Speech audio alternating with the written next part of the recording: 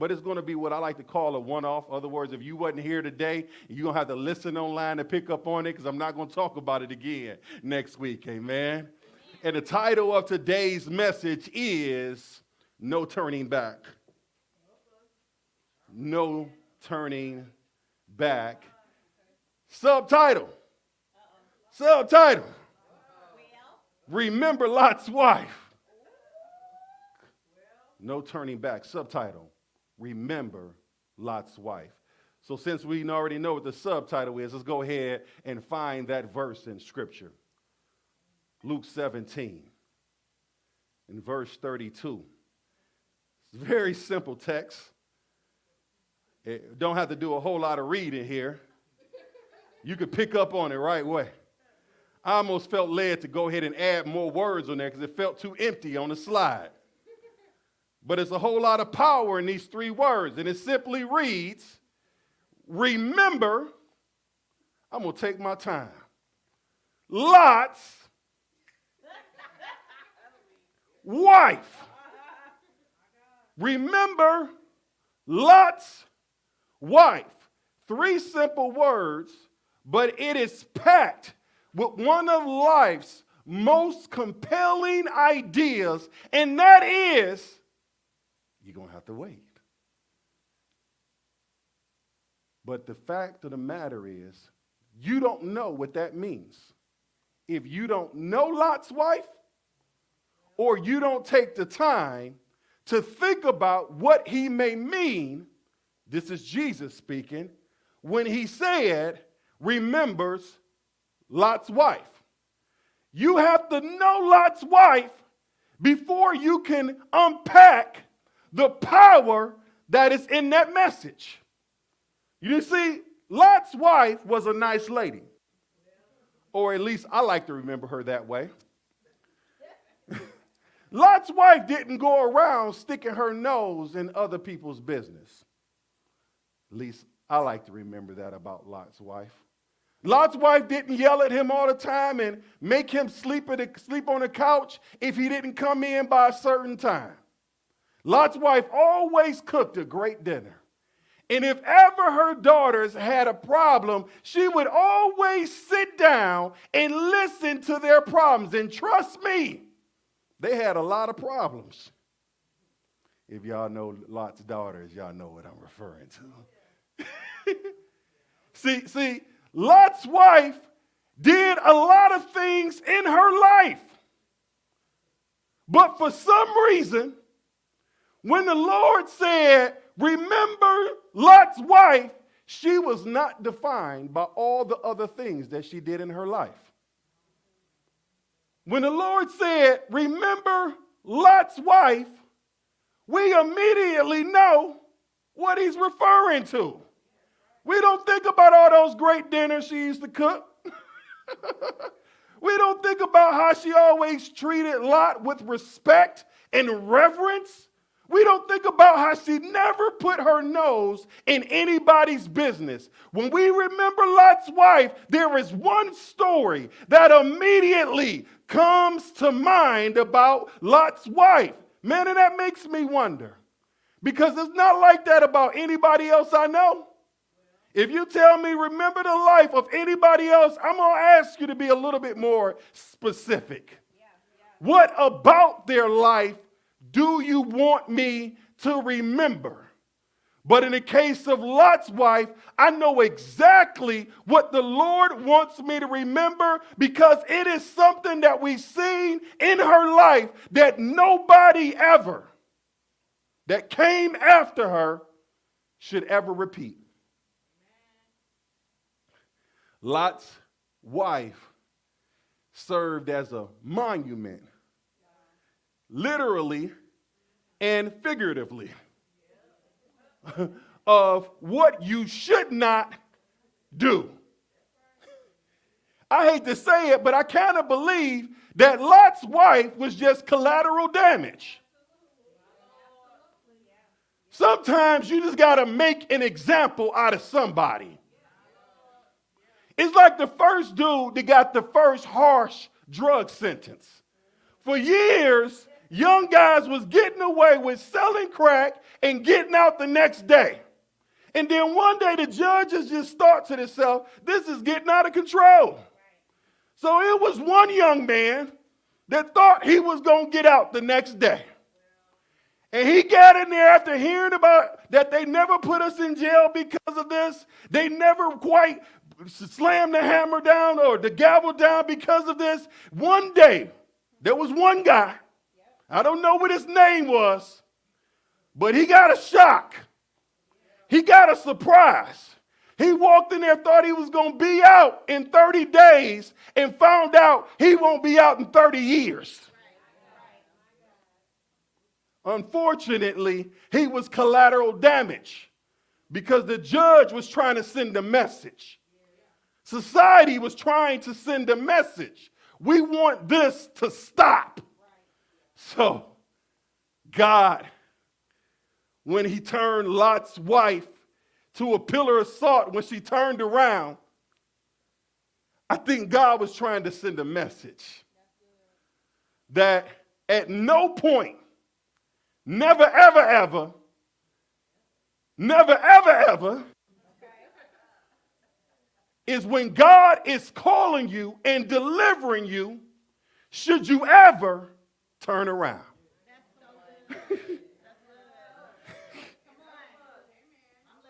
Come on, somebody. You need to understand that God was very deliberate in what he did in the life of Lot's wife. I know it, and you know it. It's completely obvious. Because Lot's wife couldn't keep her eyes from looking behind her, even though it was completely obvious that God had a plan of deliverance and provision before her. It wasn't a shock. I mean, angels showed up. I mean, some of us are praying for angels to show up. Just, Lord, make it plain to me, Lord. Come in a way like you don't come to nobody else, Lord. Well, Lot actually got it. And Lot's wife actually got that prayer where they showed up, and it was unmistakable that God has selected you. And God is going to deliver you. And therefore we know that God has provision for you. And still, in that situation, she was headed in one direction on the path to life, but she couldn't keep her eyes off destruction. That's good. Lot's wife, I like to call her Miss Terry. Miss Terry. That would make Lot Mr. Lot Terry, because he hit it big when God snatched him out of Sodom and Gomorrah. Y'all don't get it. Lottery. Come on, somebody. Somebody gonna catch it up in here. Because he hit it big. But Mrs. Terry, instead of going on, because she couldn't keep her eyes off of what was behind her, she ended up being stagnant, stuck, and still. And that don't make her much different than a lot of people today. She's eerily similar to a lot of people today. She's eerily similar to things that I went through myself. That for some reason, even though it's obvious that God is doing something, and I know that God is a God of love. I know that God has better for me than what I have for myself. But for some reason, we have a tendency to know God has life in front of us, but we're still infatuated with the death that is behind us. And it's such a pull on us that God said, unfortunately, Miss Terry, I'm going to have to make you an example of what happens when you can't keep your eyes in front of you. You remain stuck. You remain stagnant, and you remain steal. And we all know what that's like. To look up a year, 2 years, 3 years, and said you was going to do something, said you was going to progress, but you know yourself. You didn't need to know about Lot's wife. You didn't need to know that Bible study. The only reason why I'm not up there is because I can't keep my eyes off of back there. That's good. Come on. God said, I'm going to show it in Lot's wife. And if you don't like me showing it in Lot's wife, you can just experience a taste of it in your own life. Everybody in here know what it's like to bump into a wall because you was looking in the wrong direction. So today I'm preaching, but I ain't the first time you heard this message. Your life has been preaching it to you. But today I'm going to give you, or I hope, I'm going to encourage you to remedy this thing. Because though we are sometimes greatly tempted to look at what's behind us, you don't have to. It's not that it's a must that you look behind you. It's a temptation, but it is not a must that you look behind you. Listen, the only time God calls for U-turns is when you've missed his exit, not yours. The only time that God calls for U-turns is when you've missed his exit, not yours.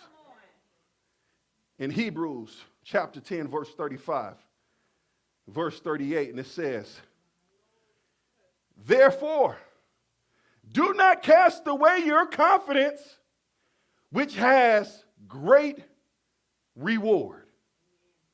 For you have need of endurance, so that after you have done the will of God, you may receive the promise. And yet a little while, and he who is coming will come and will not tarry. Now, the just shall live by faith. But if anyone draws back, my soul has no pleasure in him. Now, after reading the story about Lot's wife and then doubling back and reading this verse, I started to get the picture that God is not a fan of when his people draw back. When his people go back. I mean, come on, I'm not a genius. But I got 2 texts right now that says it's not a good thing if I'm headed in one direction and I keep remembering what is behind me. It's not a good thing if I decide I want to go back and take another look at it.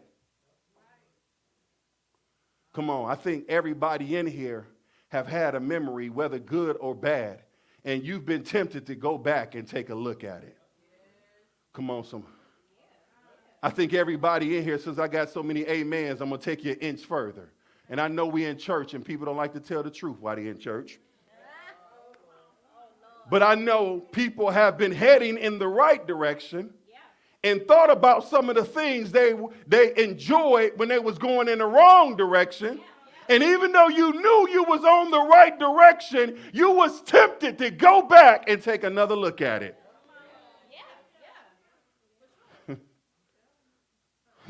Lot's wife knew that Sodom and Gomorrah was getting ready to get hit with fire.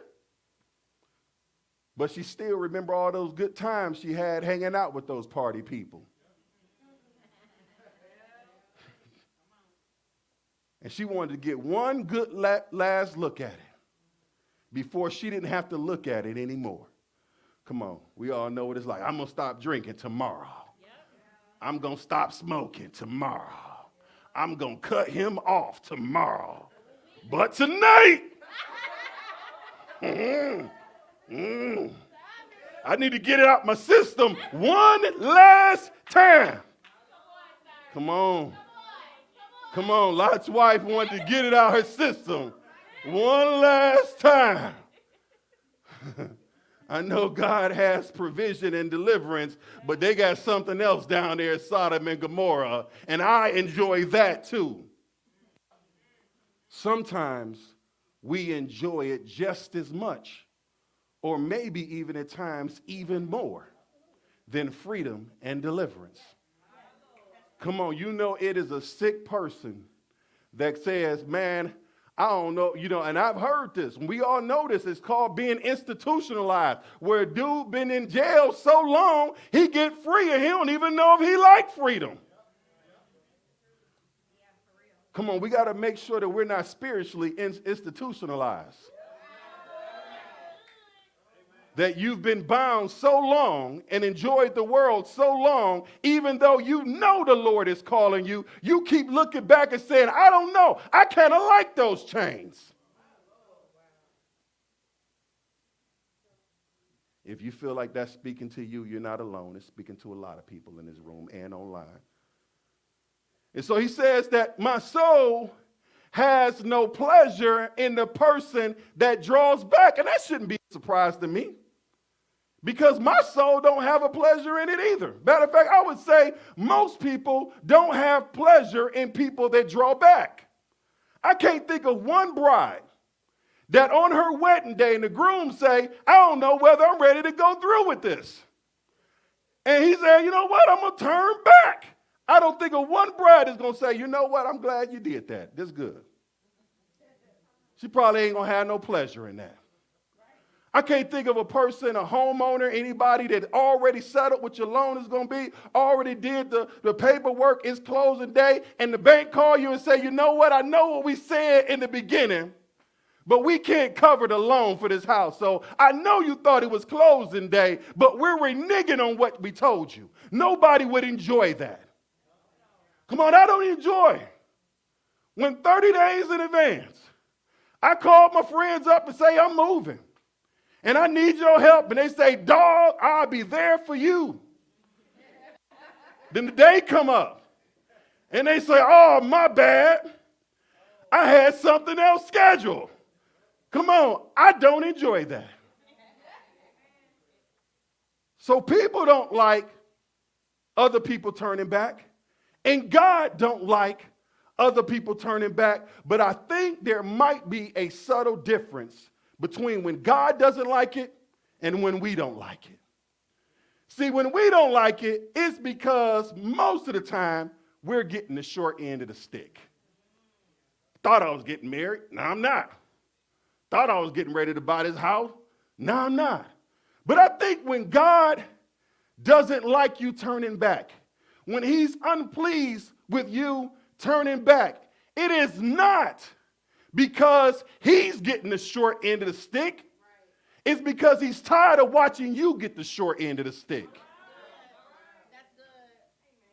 That's good. Matter of fact, I don't think in God's mind, it's like I was supposed to get approved for the loan and then I wouldn't. Who in the world's going to loan money to God?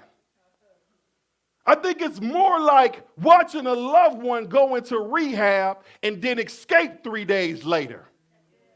And you know the place where you put them is the best place for them. And you know this addiction is only going to lead to more sorrow and more pain. So watching them turn back, it hurts you because you know how much it's going to hurt them. We turn back, we say, yes, Lord, turn back. Yes, Lord, turn back. And we're like, I spent the last 15 years saying, yes, Lord. And you go on and you see people that said yes and stuck to it. That's so good. And man, maybe your job is the same. Come on, maybe y'all make comparatively the same thing. So we ain't talking about money, because there are some things in life you can't pay for. Man, I can't pay. You can't pay for your children's respect. You can't pay for that. You can't pay to look people in the eyes and I think I ain't guilty of nothing. I don't have nothing to hide and I don't owe you nothing. It is a freeing feeling to look at people and say, no, you can turn over as much as you want to turn over. You ain't finding nothing. And I ain't saying living perfect. I'm saying living free. There's a difference. See, the thing is, when you live free, it ain't saying that you don't get dirty. It's just saying the minute you're dirty, you go ahead and clean it up. See, when you keep getting dirty and keep getting dirty, it's like a person that's funky. You start trying to hide the funk. But it gets to the place you can't hide funk. The only thing that's going to change this is a shower. You can't add funk on funk on funk. Christians get musty too. But they know how to get in the shower. But when you just keep adding must on must on must on must and keep saying you're going to take a shower, and fool, why don't you just take one? What is going on?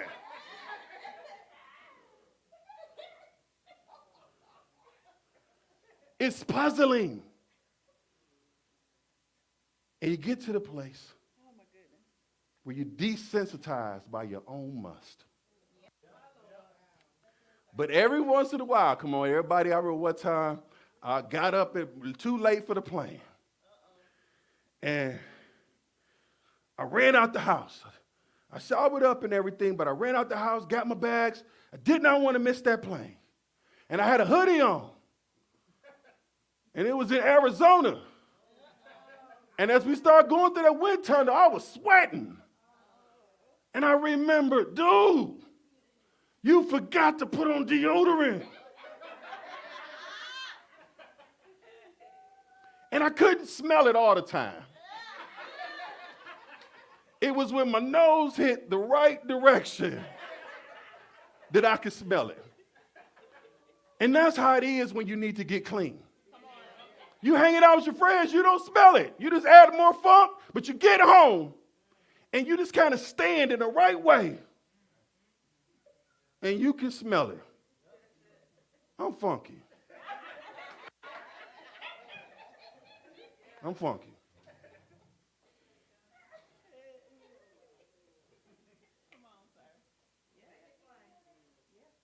But the good thing is the shower is always available to you.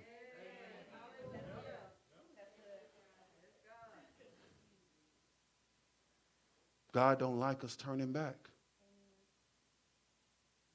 God don't want you to say, I'm coming towards you, Lord, and then go back. And I encourage you, it's not worth it.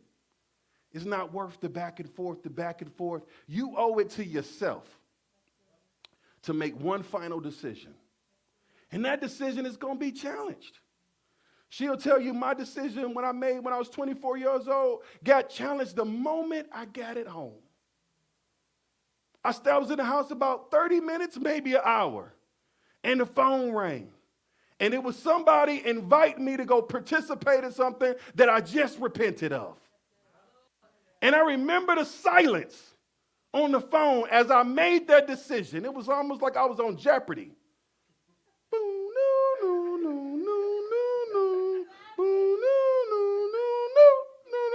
The answer is, I just got saved. But I always think, what if I would have said, dog, I'll be there in a second.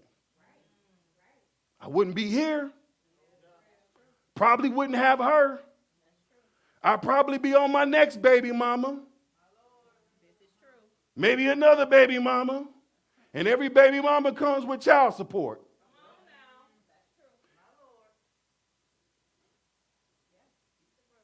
So many times, I'm teaching the sisters too. You may not have to pay child support, but you pay in other ways. Come on, somebody. But so many times, when that Jeopardy tune come on, we don't take that escape. You may have done it once. You may have done it twice. But I'm going to tell you, once you follow God, there's going to always be a time in which the devil inserts a fork in the road. And that's why you have to get this ideal in your mind. is that no matter what the opportunity looks back, it's always no turning back. If you got that one thing in your mind, I don't have to think about all these forks in the road. I don't have to think about where this might be going. I know one rule: no turning back. You know, sometimes in order to govern your life and discipline your life properly, you got to give yourself simple rules. Come on. I got simple rules. I've been faithful for 20 years this year. I got simple rules. Nothing, nobody, no woman at all. That's simple. It ain't no conversations. It ain't no nothing. So we never even get to the place where I'm thinking about something. Come on. It ain't no come in the house. Come in the house for what? I don't care what you got to fix. You better call the next door neighbor to come fix it, because I can't do nothing for you. So I'm never in the position where there's something crazy happening, where I got to hear the Jeopardy bell. Come on. That's sometimes, yeah. See, that's the problem. It's not, the first step always seems innocent. Think about turning back. If I'm taking steps forward and I turn back, that first step really is in the same place. And that's what gets us. See, the devil just say, no, don't worry about it. I ain't going to take you nowhere. Calm down, dude. I'm just saying, just shift your feet a little bit. And that's where it starts. See, if I can get you to shift your feet a little bit, then I can get you to take that step. But see, your attitude got to be, it's no turning back. Why am I shifting my feet? Everything that God has for me is in front of me. Get this in your spirit. It'll change your life. It's nothing like walking around with freedom. 1 Kings 19. Y'all with me online?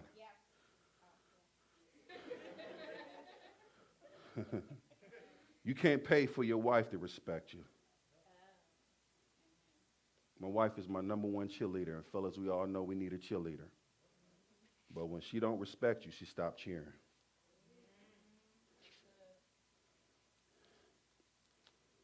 Can't pay for it. God blesses financially. But if you reduce God's blessings down to financial blessings, you're going to always be discontented with your walk with God. Because the enemy will give you freely with no requirements money. Because he don't care whether it destroys you. God will hold back the promotion if he knows the extra money is just going to ruin you. The money's yours. He'll bless you. He don't want you to be broke. He don't want you to be asking people for money. He does said the borrower is servant to the lender. The scripture says, owe no man nothing but to love him. It's not that God want to make everybody filthy rich, but he don't want you struggling. But it's better for you to struggle than to have everything and not have him.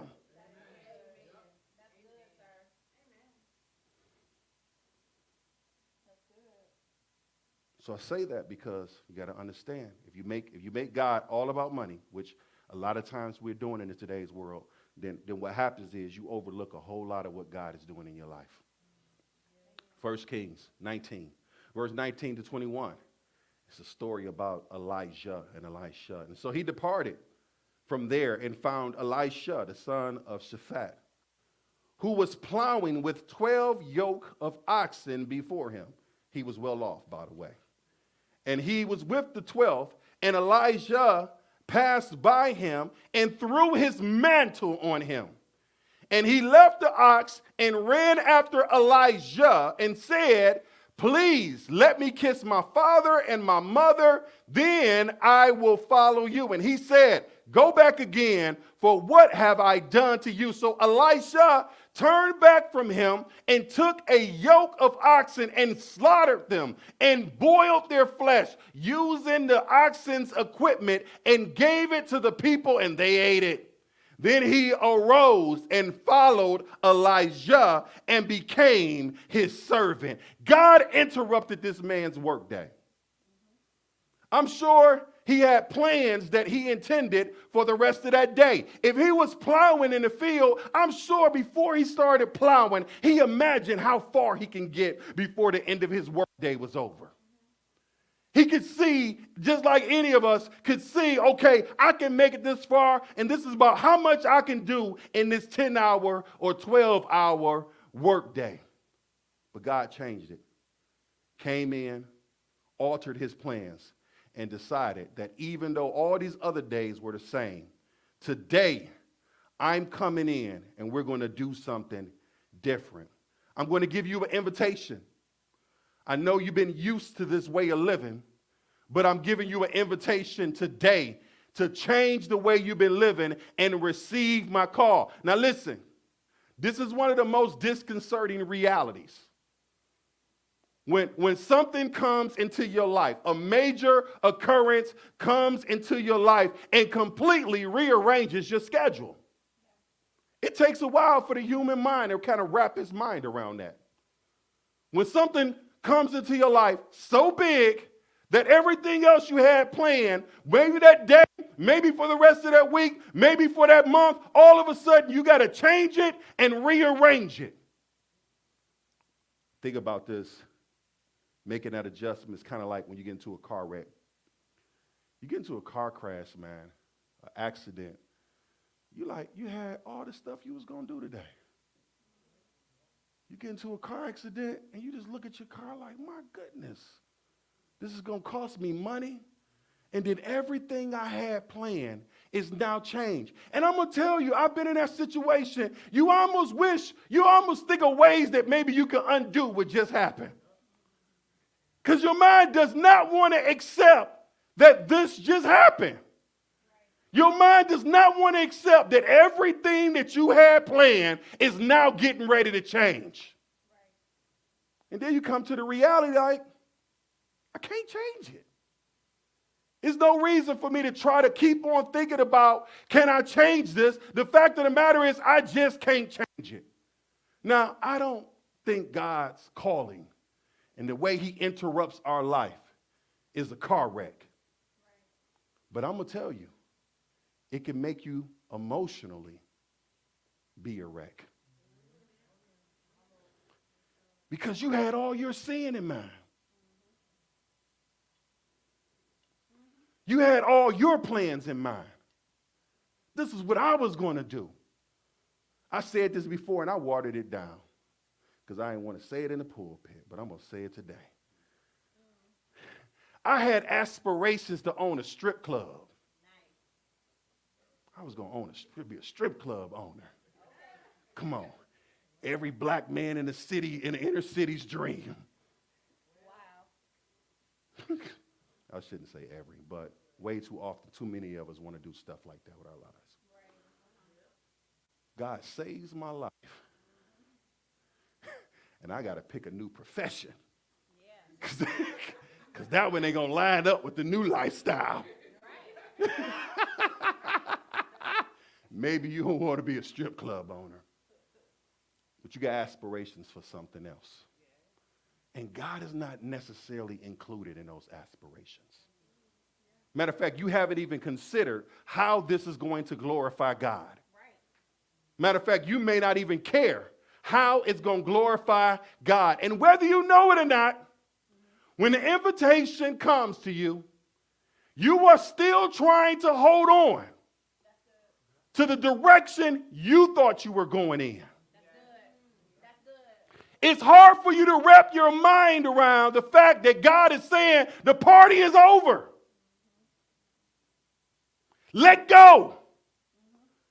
If you don't like it that way, guess what? I want you to remember something. What do you want me to remember? Remember Lot's wife. And Elijah showed us something that we should never forget. He went to the thing that represented what he was doing before God showed up. He went back to those oxen. And immediately, he killed them. He finished them and completely removed them. Just by chance, he was ever tempted to go back. Guess what? They ain't there. You can't go back to what ain't there. Right. I went out of my way to tell people I was saved. I didn't care what they was thinking. And part of it was guarding myself. I wanted to make it hard for me to go back.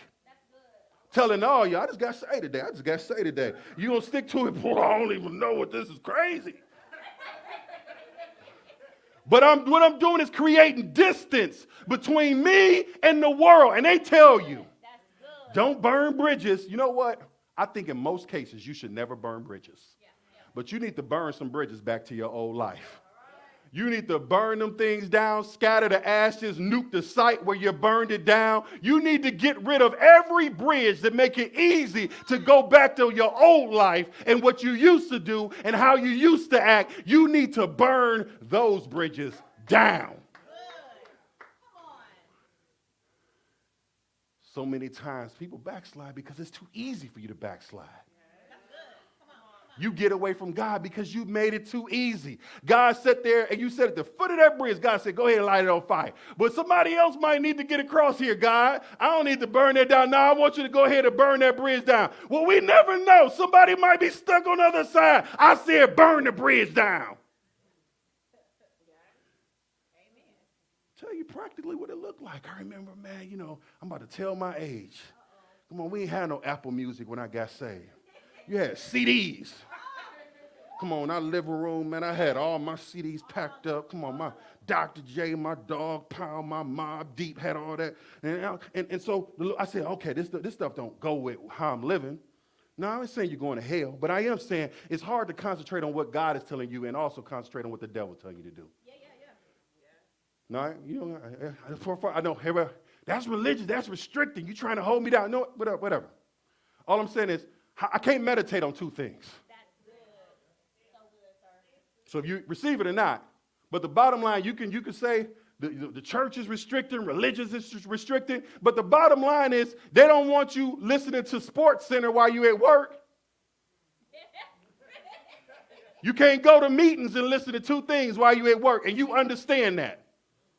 You understand why you in training, you can't be listening to sermons even though they want you to get your life better. You can't be listening to sermons. They want you to listen to them while you at work.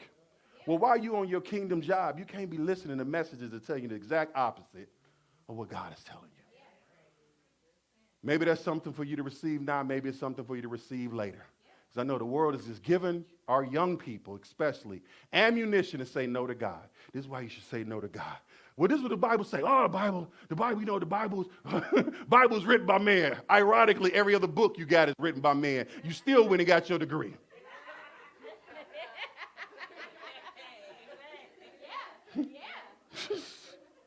Still went and got your degree, and you proud of it. Tell people as soon as you can, you got a degree.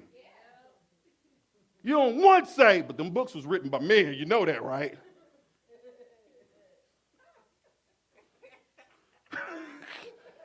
Not one time. Come on, somebody.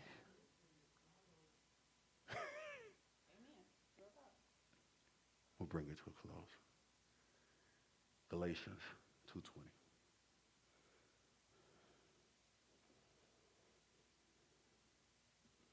I've been crucified with Christ. It is no longer I, but I who live. But Christ lives in me. And the life which I now live in the flesh, I live by the faith of the Son of God, and who loved me and gave himself for me. And that's what I was doing.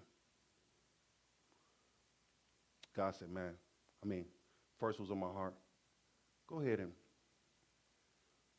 box those things up. Just go box them up. Keep your 9 CD. This is literal. This is real truth. Yeah. Keep your 9 CD. Keep your Jay-Z unplugged. They're not that bad. Put all the rest of that stuff and put it in shoe boxes and go put it in storage. I go into prayer. For whatever reason, I had a spirit of prayer really earlier on. Maybe because of my calling, maybe because of whatever reason. I don't know why. I'm in prayer. Been praying for about an hour. She's washing dishes.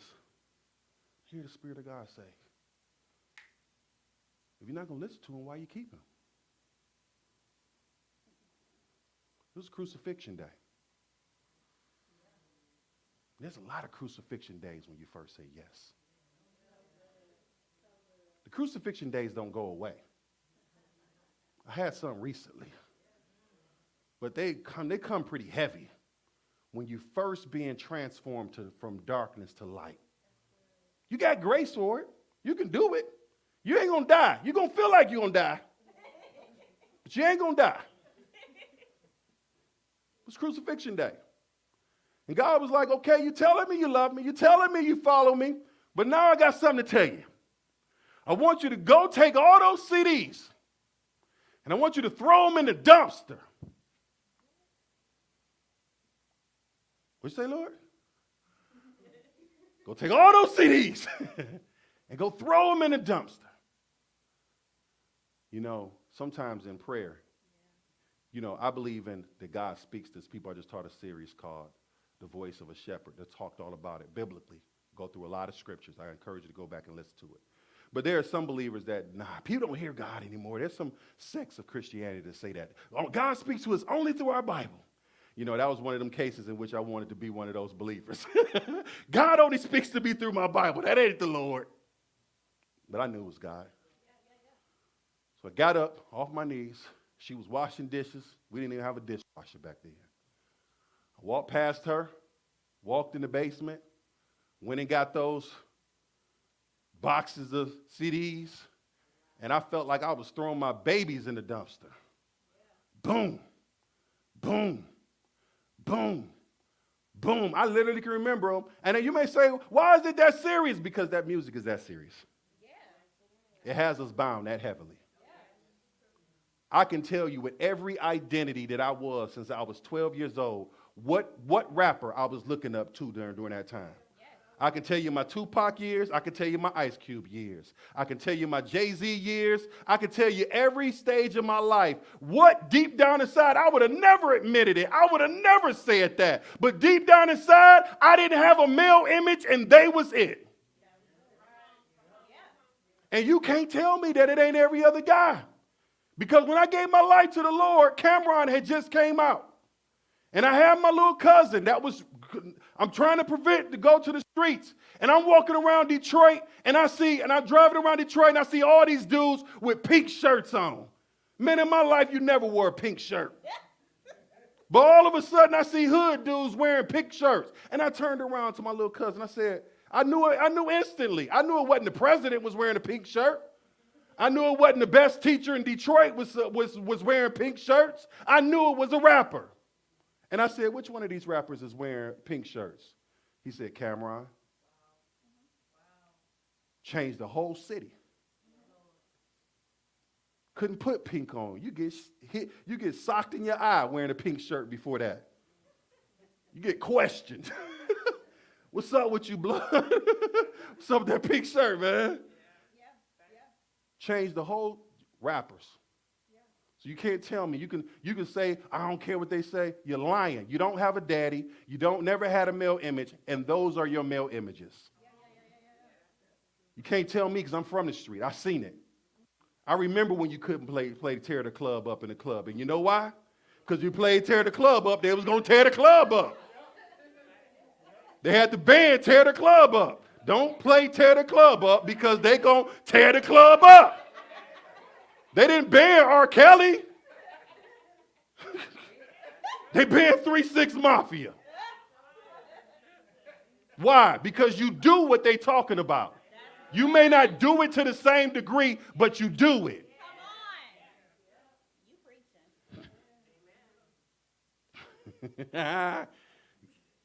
So crucified with Christ, he says, but now I live. If there's a now, then there was a then. If there's a then there's a later. And the thing about now is you can't change then, but now you can change later. And he said, in order to change my later, I'm starting to live now. I can't change then, and I'm going to tell you what I had to do with then. I had to crucify it. I had to crucify then. Because that's the only way I was going to get the later that I was really looking for. Just like Elijah crucified those oxen. But I'm going to tell you, it wasn't a pretty scene when Jesus was crucified. It was an ugly scene when Jesus was crucified. Matter of fact, even Jesus asked for another option. And guess what? He realized there was no other options. The crucifixion must happen. The crucifixion has to happen. There's no other options. And we do the same thing as Jesus. But Jesus said, not my will be done, but Father, your will be done. But we're still asking, is there another option? God had told you no 20 times. There is no option. You got to be crucified. And without no crucifixion, there is no resurrection. Without the crucifixion, there is no new life. See, we are crucified and we become born again. We are resurrected to new life. If you're going to be resurrected to new life, you got to crucify that old one. The only person that was crucified and resurrected the same was Jesus. For us, the old man died, and we got to pick up the new man. And the new man and the old man is not the same. I remember one time I went to go see some of my friends, and one of my friends was acting funny. So my boy that kind of had a little bit of sense came over the next day. I hadn't seen him in a while. And I said, what was up with G, man? He said, man, he's saying you different. I told him I am. The person he knew is gone. The person I am today is not only different, he's new. It was more than what I bargained for, but I'm so glad I made the decision. And all it took is for me to say, Lord, I'm coming to the cross, and anything that you tell me to put on it, I'm willing to put on it. I ain't saying it's going to be easy, but I knew it was going to be necessary because I made a decision. I didn't want to turn back. I had enough of it. I didn't want to turn back. I remember what it's like. I don't like it. I don't like that me. I don't like that her. I don't like that atmosphere. I don't like that environment. I don't like that fear. I don't like that insecurity. I don't like nothing about that life. I don't like going into houses not knowing whether it's a setup or not. I don't like going to clubs not knowing whether somebody going to pull out a gun and shoot this place up tonight. Come on, I don't like knowing if my wife pick up my phone, whether she going to see something she ain't got no business seeing. I don't like it. I like to live free. Amen. I like to live healed. Amen. I like to live delivered. Yeah. And guess what? All y'all like it too. You just got to start liking it more. Don't turn back. No turning back. All heads bowed.